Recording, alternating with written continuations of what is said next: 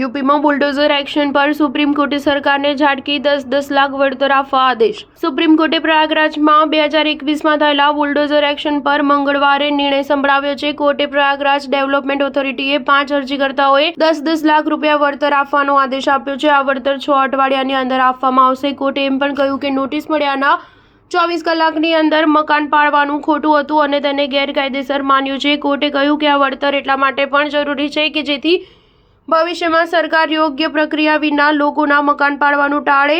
જજોએ તાજેતરમાં જ સામે આવેલા એક વિડીયોનો પણ હવાલો આપ્યો જેમાં ધ્વસ્ત થતી ઝૂંપડીથી એક બાળકી પોતાના પુસ્તકો લઈને ભાગી રહી હતી।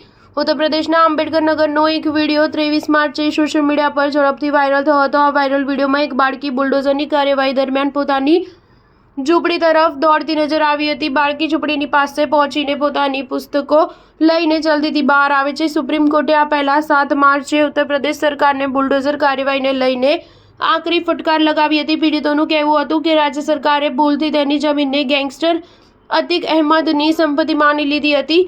તેના કારણે પ્રયાગરાજમાં એક વકીલ, એક પ્રોફેસર અને 3 અન્ય લોકોના ઘર પાડી દીધા। સુપ્રીમ કોર્ટે આ દરમિયાન કહ્યું હતું કે જે ઘરોને ભૂલથી પાડ્યા છે તેમને રાજ્ય સરકાર પોતાના ખર્ચ પર ફરીથી બનાવશે। જો તમે આને પડકાર આપવા ઈચ્છો છો તો એક સોગંદનામું દાખલ કરીને કાયદેસર લડત લડી શકો છો। સ્ટાર ન્યૂઝ 7 હંમેશા સચ્ચાઈની સાથે।